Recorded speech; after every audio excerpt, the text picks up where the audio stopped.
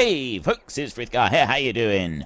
Welcome back to Farming Simulator 22 here in the pristine, untouched wilderness of the Calmlands. So bring you in here. Now actually if I bring it this way, the tractor has got to drive in forward for this. Now admittedly we do have crop destruction turned off. I don't have enough room. Oh, yes I do. Right, there should be just enough room to pick up that header. But then if the tractor's driven in forwards, it's not going to work anyway. So we're going to have to be facing the other way. That's the only way that we're going to do this. But yeah, the farm I worked on, the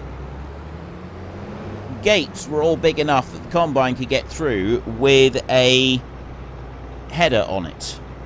So your header stayed on the combine and you went around the farm, and almost unless we were crossing the railway tracks or we were crossing the railway tracks or the bridge over the river, the headers stayed on. And I mean there was actually two bits of the farm. Yeah, that bit there is no good. We're going to need a bridge here eventually. Yeah, I know I did just scrape the edge of your car there. Can you not slow down? You can see what I'm doing. I got a man that stood out on the road as well. Like, goodness me. What exactly is it that you're after here? So he can reverse in there like that, which means that I can pick that header up off the trailer now. Here. The difficult bit, so we're going to pick you up off of there. Just reverse up a little bit, and then I'll take that one forward again. Getting into the field the second time round is going to be the easy bit, but it's this dip down here. See it? Yeah, that's no good. We're not going to be able to keep that like that. You can come up here, and I'll unhitch that one and leave it there. And then we'll go on round again. Actually, I do want to get this one going here. I say get it going. If I finish this job a second... Now, I don't know if we've properly done everything around the edge. And we don't always. So I'm just going to do once around the field, just to make sure that I've picked up every little bit. All the way round, like that, and yeah, that's that bit. And if I come whizzing up this other end, and we'll do the same up here, just to make sure that we've got the entire field planted properly. If we have got the entire field planted properly, that's going to make life a little bit easier for us. Well, yeah, it's not necessarily easier. It is going to make a difference for us, though, because we're not going to have little bits left over. And those little bits, I don't know about you, but they really bug me. They really, really do. Now, I'm not going to worry too much about lots of other stuff in here, but I am going to go and get the roller, and I'm just going to start rolling this field. Because that is a job that is tedious, it does take a while, and it does have to be finished in this field before we can skip the night. Now, the only problem we've got is until the baling is done, or the combining is finished, I can't sort of have both of them going. But to start with, I can. I'm going to go and get the baler at the roller and get that started, because, and also the seed drill doesn't need to be washed because we're going to be using it up in it. I'm going to unhitch it up here in the yard. We'll be using that soon. I can start the rolling going now, because the other tractor that will be doing the grain hauling, that one, well, it won't be doing the grain hauling. We'll be leaving the trailer the trailer is going to be parked up in the field, but we're not doing the baling yet. We're not getting started on that yet. Let's bring it back this way. Hitch that one on. Off we go. And then all I got to do is roll this field. I think that's going to be everything then. Just going to have a look. Oh, I got by one more. There we go. Okay, so that one is done. It does not need ploughing. None of these fields need ploughing, so we can leave that on. And that one, it does have needs rolling. So all I need to do here is... there. I pressed lower and it didn't lower. That's why I paused for indeterminate amount of time. Yeah, if I start the rolling, then while we're doing the outside rounds on this field, and I'm going to do 3 times around on this field because of the fence and that, it hasn't got any room for maneuvering around outside of that. So if I do 3 times around the field manually, then we will allow the hired help to take over. And after that, we can go and get started on the baling. So once we get started on the baling, we've got the hired help doing the canola. That means this tractor here will actually have to stop. Unfortunately, it won't be able to do any more. The stones in this field, despite the fact that we've got stones turned off, these stones are just going to stay here. So there's nothing we can do about them, but they're not going to affect anything. Stones don't affect yield anyway. They only affect the damage that is done to tractors, but so many of you have said that stones, you find them really annoying. Ooh! What sort of stones are these? See, oh, it's because we've got them turned off. I think these are medium stones, in which case I can only get rid of them by stone picking anyway. Fieldstone on. Just gonna have a look. There. Stones. Yeah, they're orange stones, so they won't roll in anyway. So I don't think they will. Doesn't look like it. Yes. Some of these stones rolling in? No.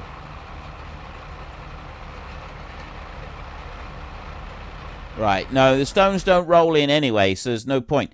Someone said that maybe if we turned them on and then dealt the stones and then turned them off again, that might be a way to fix them, but that doesn't actually seem to be doing anything. So we will leave the stones. We're just going to have to live with the fact that we got those on those 2 fields. So if I turn it back off again, we don't want fieldstone on there. We'll go back up here. Right, fieldstone is now turned off. I've only done once around the field with the roller, and that's all I'm going to do with the roller. Or at least that's all I'm going to do manually with the roller. I'm going to leave the hired help to go and do the rest. Partly because it's really, really difficult to see where you've been. Like, the rolling onto the seed bed is probably the most difficult one to see where you've actually been and what you've done. So I'm just going to trust the hired help with this one. I know that does seem a little bit bizarre, trusting the hired help, considering their track record, but I don't think we've got a lot of choice. I have other things that I want to get on and do. So we come down here.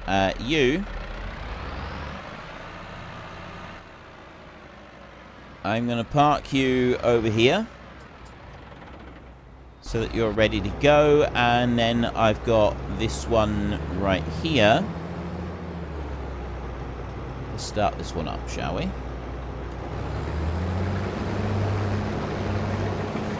And now we have the OSR knives.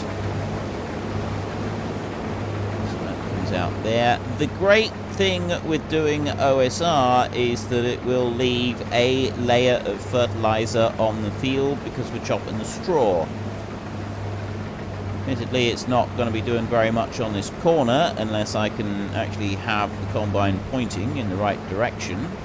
There we go. Right, that'll help. And we can go whizzing off up here. So we will get the majority. It doesn't quite cover everything. There will be some bits that don't quite get covered, but the majority of the field will be covered with one layer. So you don't have to go and do 2 crops of OSR, 2 crops of oilseed radish. That's still OSR, I guess. Oilseed rape is the OSR that I talk about, which is like canola, but it's slightly different. It is actually a different plant. Canola is what is planted in Canada and the US.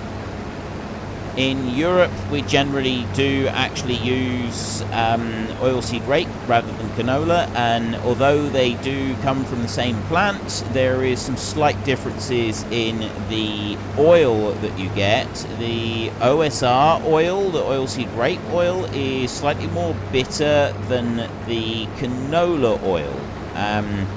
But if you look at you look in our shops, you won't find canola oil. You only find rapeseed oil, and also vegetable oil. The main ingredient of that one is rapeseed oil as well, and then I think they do also blend maybe a bit of sunflower oil into it, something like that. I'm not quite sure, but it's actually a different plant. So ours is slightly more bitter in taste. So you've got the canola comes out, I think it's slightly sweeter, at least as far as I know. At least as far as I know. Now, also, the 2 plants are collectively known as canola in some parts of the world, but also as rapeseed in other parts of the world. So, it's all a little bit confusing at times, but technically, canola and oilseed rape are 2 different varieties of the same plant, and canola version is it's not as bitter as the oilseed rape version, and that's kind of the main differences in it. So I don't know why us in Europe tend to favour the slightly more bitter taste of the rapeseed oil as opposed to the canola oil, but that just seems to be the way it is. Looking at the hedgerow on our left as we drive down through here, I'm actually quite pleased with that. I'm quite pleased with the effect as we come down through here, like working, because it is quite a normal thing to have patches of different bushes. You wouldn't have just like evenly spaced all kinds of different ones dotted through, and that does, to me, to my mind, that sort of looks like a fairly natural occurrence down through there. I like that. I'm pleased with the overall effect that we've got there. I'm glad we've done that. And I'm glad we've done it the way we have. So, you know, some areas here is quite mixed up, and then other areas it's not mixed up at all, and you've got quite a lot of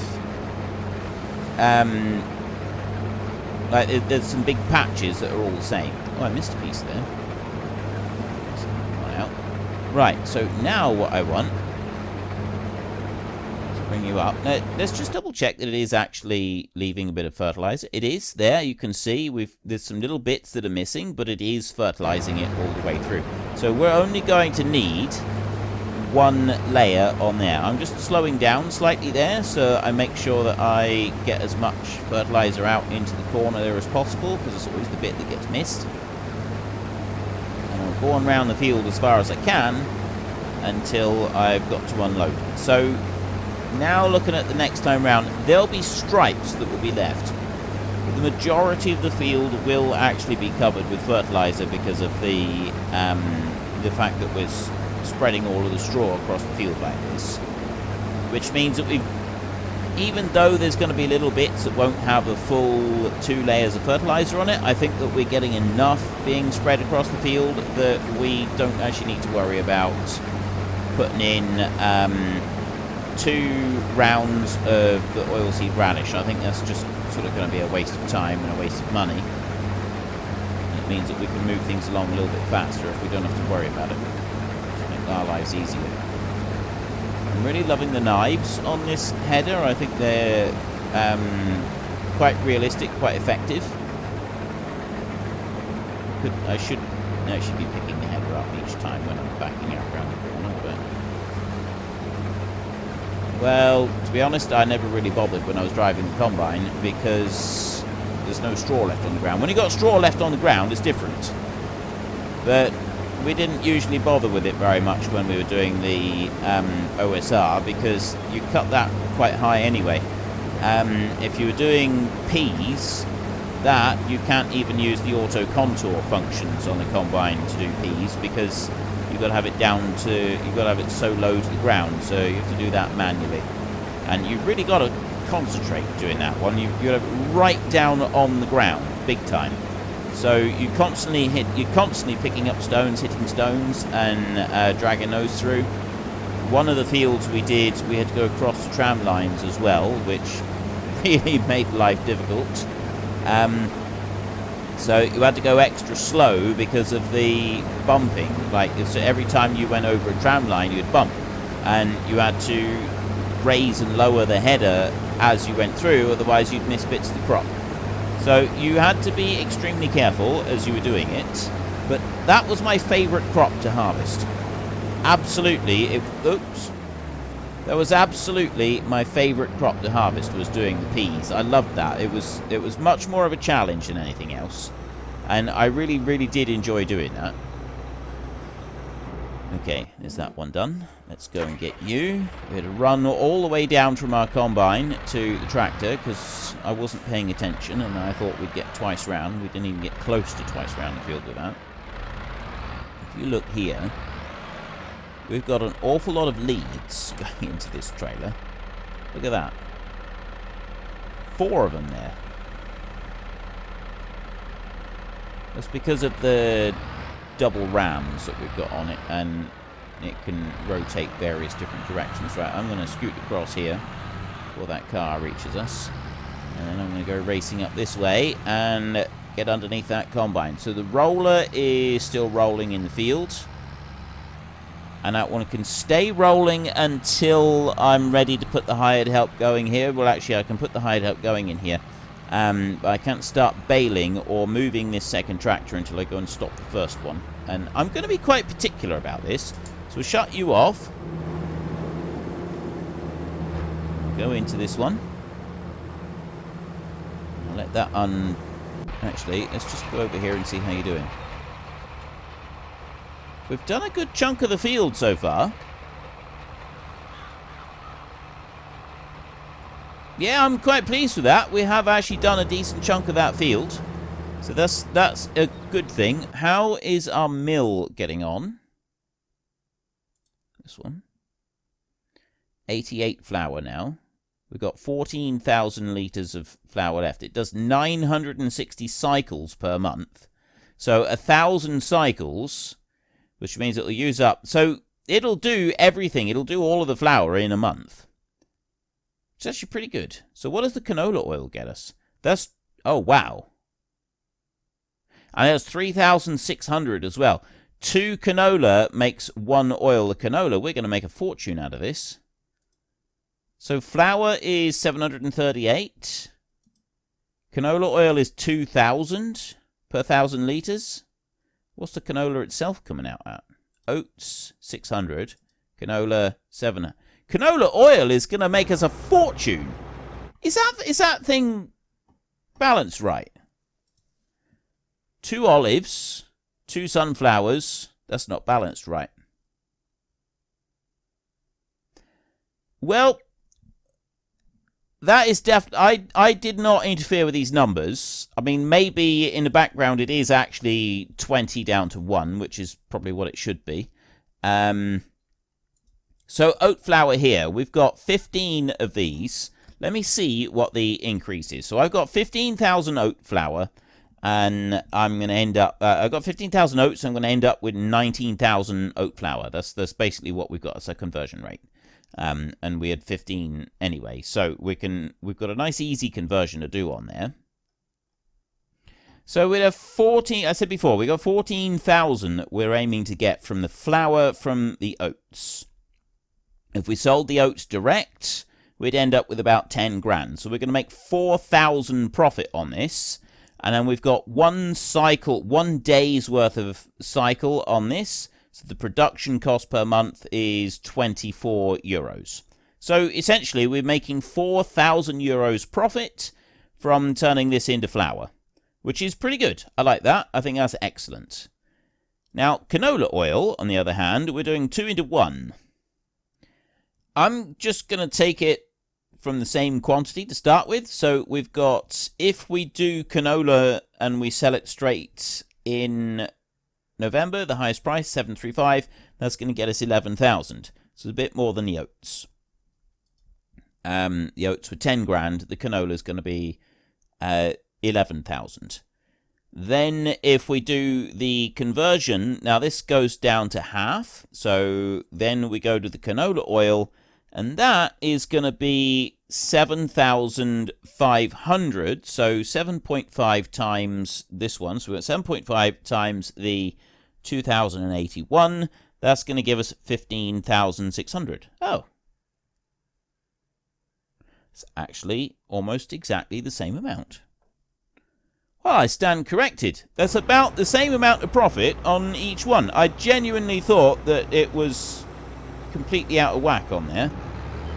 When you look at that first glance, am I the only one who, like, when I looked at that first glance and I thought 2-to-1, am I the only one that sort of thinks that that does look like it's going to be an excessive amount of profit that we're going to make from that? I mean, I might not be the only one. I might be the only one. I mean, you all might have thought that I'm completely balmy and don't really know what I'm talking about. But I looked at that and I thought, well, the profit on there is going to be way higher than what we would get on the oat. But apparently it's not. 15,000 canola versus 15,000 oats, and we end up with roughly the same. It's actually a fraction more profit on the oat than it is showing on the canola. But only a fraction. It's only like a couple hundred in it. So it's not massive amounts, it's not huge differences, but there was a difference, genuinely a difference, and that bit did surprise me.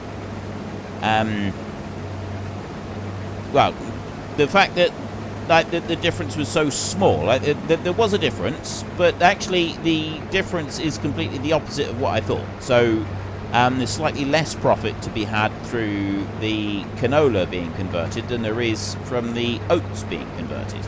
And that's the bit that's surprising me, is I genuinely thought it was going to be the other way around by a considerable margin. There we go. I didn't know. Anyone else in the same boat as me? Anyone else expect it to be slightly different than that? If I go here and then on again, is it going to... It's not going to quite get that bit back, but it might. Most of this field is going to be done. So I'm going to do once more around the outside of this field, and then when I've done that, I will set the hired help going in here. We're then going to have to go and stop the roller from working. We will put the trailer parked up in the field here somewhere so that this one can empty out into the trailer, and then we're going to be going and getting started on the baling, although the roller will be almost finished over there anyway. The only bit that we're going to need to do is that field over there. We have to make sure is done before the end of the day, and that's going to be the bit that makes for a bit more of a tedious job. If we get a bigger roller, that would be a lot better. I wonder if I can do that. Can I make it so that we can get a bigger roller one way or another?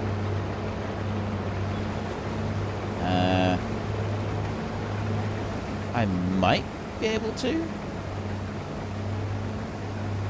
Have we got any eggs to sell? I sold those. And I won't be selling flour and stuff until later.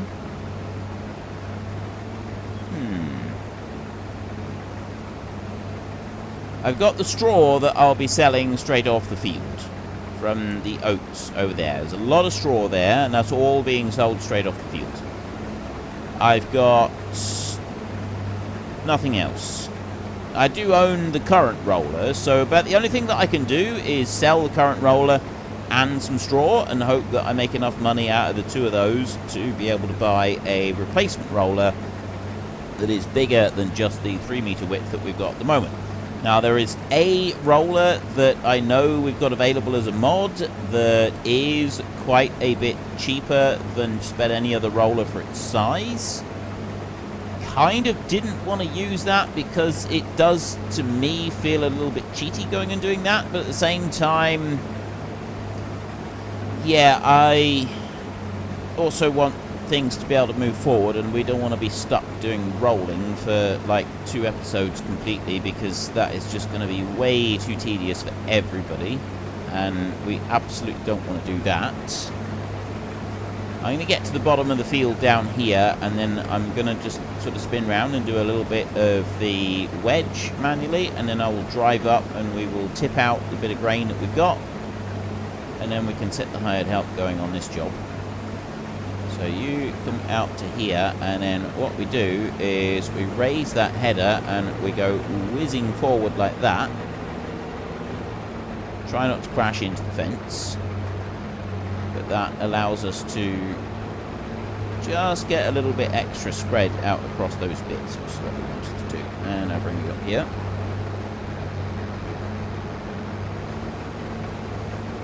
And start cutting into there.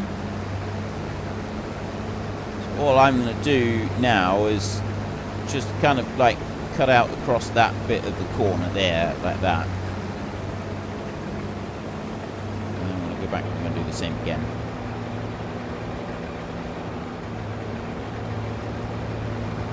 So the hired help seems to do it.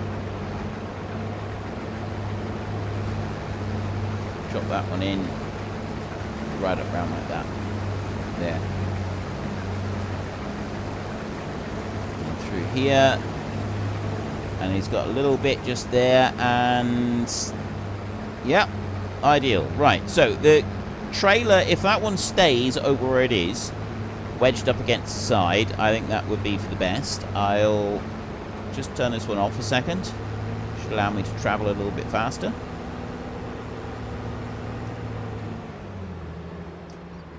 Just bring you around like that. Now, I think when I put the hired help going, it's going to get rid of the extras that we've got on our header, which is unfortunate, because I actually really like keeping those on there. I think they look really cool. So it's a little bit of a shame that it will actually get rid of it. But, yeah. Overall, I need to get going with some other stuff, so I don't want to stay here and do all this manually. And I think you'll all get rather bored with me doing that as well. So if we just unload this last little bit, off we trot. Let's not destroy the side of the trailer or the spout either. I don't really want to be doing that. You come back down here. So I'm going to stop the roller next. Ooh, I know what we'll do. Before I stop the roller, I just want to check. Now, first up, I need to just see that I've got this lined up correctly, which is going to be about there, I think.